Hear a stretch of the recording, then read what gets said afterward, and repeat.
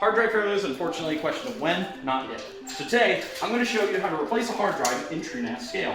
This assumes you already have a hard drive.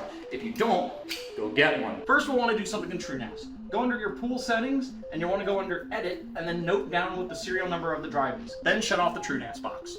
Now that the server is off, we can go through each of the drives until we find our one with the matching serial number, which is this one.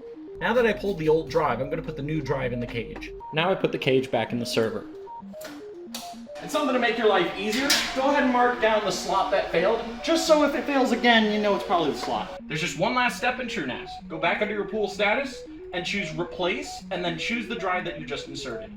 And you're all done. Before anybody says shit, yes, I know this is a magnetic screwdriver working with a magnetic hard drive. It'll be